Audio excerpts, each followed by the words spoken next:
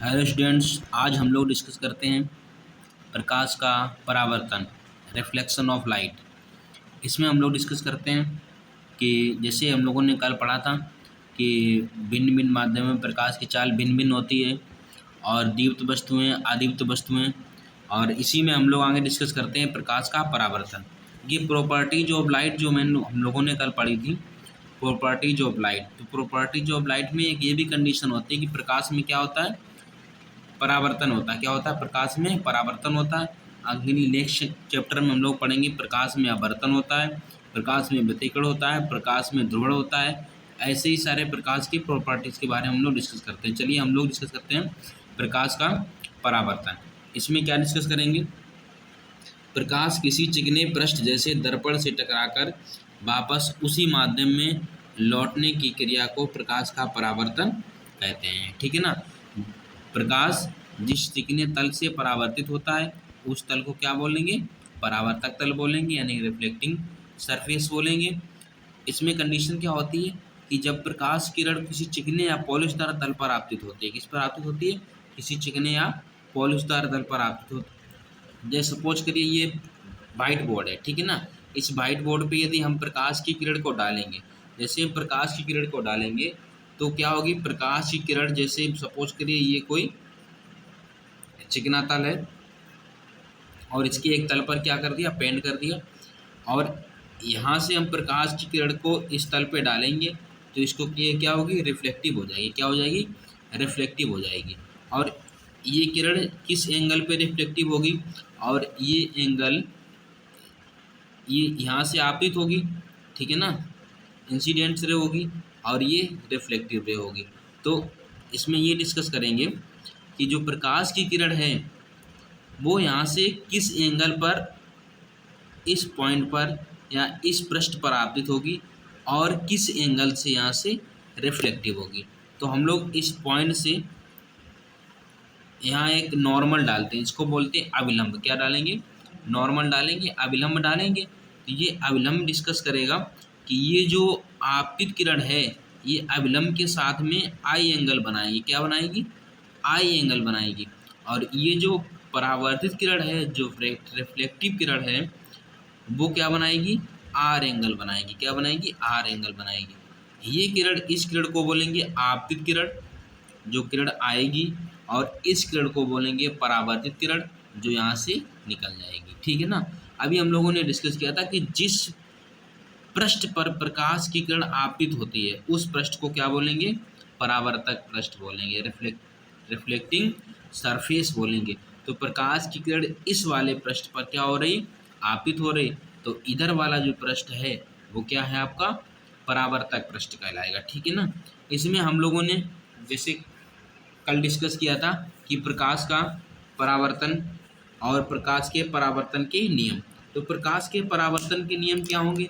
जैसे हम लोगों ने अभी प्रकाश का परावर्तन पढ़ लिया, तो प्रकाश के परावर्तन में क्या कंडीशन है कि जब कोई प्रकाश की किरण किसी चिकने या पॉलिशदार तल पर आपतित होगी तो चिकने या पॉलिशदार तल से टकराकर वो उसी माध्यम में रिटर्न हो जाएगी। ठीक है ना। इसमें हम लोगों ने फिगर के माध्यम से क्या देखा कि ये जो आपतित किरण है, आपतन बिंदु पर जो अविलंब है, और जो परावर्तित किरण है, ये क्या करेंगे? तीनों एक ही तल में होती है। कंडीशन क्या होती है? तीनों एक ही तल में होती है, यानी आपतित किरण, आपतन बिंदु पर अविलंब तथा परावर्तित किरण तीनों एक ही तल में होते हैं, यानी कि एक ही कंडीशन में होंगे, एक ही तरफ होंगे, कहने का मतलब है। ठीक है ना।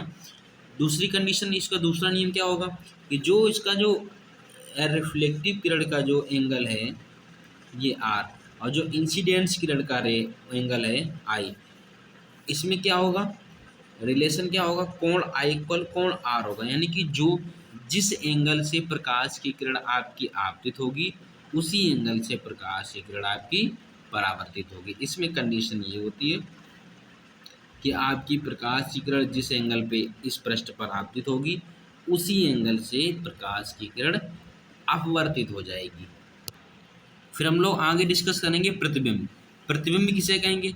जब प्रकाश किरणें वस्तु के किसी बिंदु से चलकर परावर्तन अपवर्तन के पश्चात किसी दूसरे बिंदु पर जाकर मिलती हैं अथवा दूसरे बिंदु से आती हुई प्रतीत होती हैं, तो इस दूसरे बिंदु को पहले बिंदु का प्रतिबिंब कहते हैं।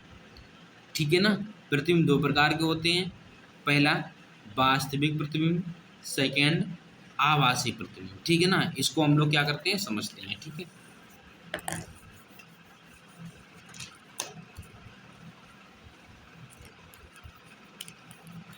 इमेज, इसको हम लोग क्या बोलेंगे, इमेज।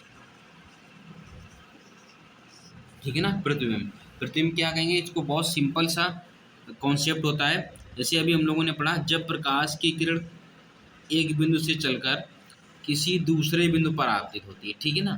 जब प्रकाश की किरण किसी एक सोर्स से चलेगी और किसी दूसरे बिंदु पर आपतित होगी, तो इस दूसरे बिंदु पर जो इस बिंदु पर जो भी किरणें मिलेंगी, ठीक है ना, वो इस वस्तु का क्या बनाएंगी, प्रतिबिंब बनाएंगे। क्या बनाएंगी, प्रतिबिंब बनाएंगे। तो ये जो दूसरा आपका पॉइंट है, ये इस वस्तु के लिए किसका कार्य करेगा बच्चा, प्रतिबिंब के लिए कार्य करेगा। किसका कार्य करेगा, प्रतिबिंब का कार्य करेगा।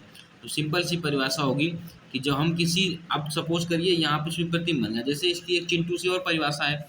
कौन सी परिभाषा है, देखिए, जैसे यहाँ कोई मिरर रखा हुआ है, ठीक है ना, और यहाँ एक चिंटू खड़ा हुआ है। ठीक है ना। एक यहाँ को चिंटू है, ठीक है ना, और ये चिंटू क्या कर रहा है, अपने आप को इस मिरर में देख रहा है। ठीक है ना। ये जो है चिंटू, ये अपने आप को मिरर में देख रहा। तो इस मिरर में कौन दिखाई देगा, ये चिंटू तो दिखाई देगा। तो इस चिंटू का इस मिरर में क्या बनेगा, प्रतिबिंब बनेगा। क्या बनेगा, प्रतिबिंब बनेगा। तो सिंपल सी परिभाषा यहाँ से निकल के आई चिंटू से, और चिंटू से ही परिभाषा निकल के आई कि जब हम किसी दर्पण के सामने, जब हम किसी दर्पण के सामने किसी वस्तु को रखते हैं, जब हम किसी दर्पण के सामने किसी वस्तु को रखते हैं, तो उस दर्पण में उस वस्तु की जो आकृति दिखाई देती है, उस आकृति को, उस वस्तु का हम क्या बोलते हैं, प्रतिबिंब बोलते हैं। फिर से हम लोग रिपीट करते हैं, जब हम दर्पण के सामने किसी वस्तु को रखते हैं, तो इस वस्तु की, इस दर्पण में जो आकृति दिखाई देती है, उस आकृति को, इस वस्तु का क्या बोलेंगे, प्रतिबिंब बोलेंगे। क्या बोलेंगे, प्रतिबिंब बोलेंगे। ये प्रतिबिंब हमारा दो प्रकार का होता है। फर्स्ट टाइप कौन सा है, जैसे अभी हम लोगों ने पढ़ा था, वास्तविक प्रतिबिंब। क्या होता है, वास्तविक, इसको हम लोग बोलते हैं रियल इमेज। क्या बोलते हैं, रियल इमेज। और सेकेंड होता है आभासी प्रतिबिंब। कैसा होता है, आभासी प्रतिबिंब होता है। ठीक है ना। देखिए, रियल तो रियल हो गया, वर्चुअल तो वर्चुअल हो गया, यानी कि इसमें वास्तविकता मतलब वास्तव में प्रतिबिंब बनता है, और इसमें आभास होता है। कैसा होता है, आभास होता है कि हाँ वहाँ बन रहा है प्रतिबिंब। ठीक है ना। इसमें कंडीशन क्या आएगी कि कोई भी वस्तु रखी है, सपोज करिए यहाँ पर कोई सोर्स रखा, प्रकाश स्रोत है, यहाँ से किसी वस्तु पर हम प्रकाश की किरणें डालेंगे। ठीक है ना। यहाँ से हम किसी वस्तु पर प्रकाश की किरणें डालेंगे, तो ये प्रकाश की किरणें उस वस्तु पर वास्तव में मिलें। ठीक है ना। ये प्रकाश किरणें उस वस्तु पर वास्तव में मिलें, तो जहाँ पर किरणें मिलेंगी वहाँ पर इस वस्तु का क्या बनेगा, प्रतिबिंब बनेगा। क्या बनेगा, प्रतिबिंब बनेगा। यानी कि सिंपल सी परिभाषा है इसकी कि जब हम किसी वस्तु से किसी दूसरी वस्तु पर, यानी कि एक वस्तु से दूसरी वस्तु पर प्रकाश किरण डालते हैं, तो दूसरी वस्तु पर ये वास्तव में किरणें मिलें, तो जिस बिंदु पर ये किरणें मिलती हैं, उस बिंदु पर इस बिंदु का वास्तविक प्रतिबिंब कहते हैं। आभासी प्रतिबिंब किसे कहेंगे, आभासी प्रतिबिंब, अच्छा, इस प्रतिबिंब को पर्दे पर लिया जा सकता है। ठीक है ना। इसका फोटो नहीं ले सकते। आभासी प्रतिबिंब कंडीशन क्या बनेगी, यानी कि जब हम किसी एक बिंदु से किसी दूसरे बिंदु पर किरणें डालें और उस बिंदु पर वास्तव में ना मिले, बल्कि उस बिंदु से आती हुई प्रतीत हो। जैसे हम लोग पढ़ते हैं,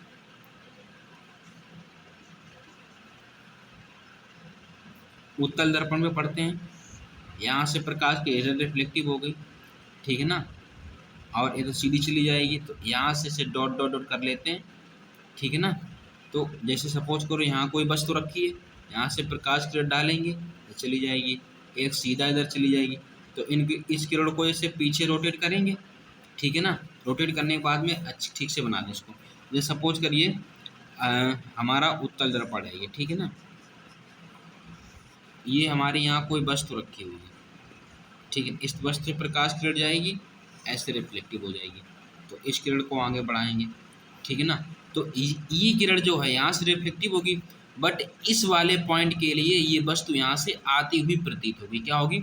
आती हुई प्रतीत होगी। कि ये पॉइंट क्या सोचेगा कि हमारी जो किरण है वो यहाँ से आ रही है, बट यहाँ से नहीं आती, ये किरण यहाँ से आती है। तो यानी कि इस वाले कंडीशन के लिए हमारा जो भी प्रतिबिंब बनेगा वो कैसा बनेगा? आभासी प्रतिबिंब बनेगा। और आभासी प्रतिबिंब को पर्दे पर नहीं ले सकते हैं, इसका फोटो ले सकते हैं, ठीक है ना। आभासी प्रतिबिंब को क्या कंडीशन लगाएंगे? इसको पर्दे पर प्राप्त नहीं किया जा सकता है, परंतु इसका फोटो ले सकता है। और वास्तविक इस प्रतिबिंब को पर्दे पर प्राप्त किया जा सकता है, ठीक है ना। इस कंडीशन के लिए, इस कंडीशन में नहीं प्राप्त किया जा सकता है, ठीक है ना। अब नेक्स्ट वीडियो में हम लोग पढ़ेंगे दर्पण। दर्पण क्या है, दर्पण कितने प्रकार के होते हैं, ठीक है ना। फिर दर्पण से जुड़ी हुई सारी परिभाषाएं पढ़ेंगे, जैसे दर्पण का ध्रुव किसे कहेंगे, वक्रता केंद्र किसे कहेंगे, वक्रता त्रिज्या किसे कहेंगे, मुख्य अक्ष किसे कहेंगे, मुख्य फोकस किसे कहेंगे, फोकस दूरी किसे कहेंगे, ध्रुव किसे कहेंगे, दर्पण का परावर्तक पृष्ठ किसे कहेंगे, दर्पण का द्वारक किसे कहेंगे, ये हम लोग अब नेक्स्ट वीडियो में पढ़ते हैं, ठीक है।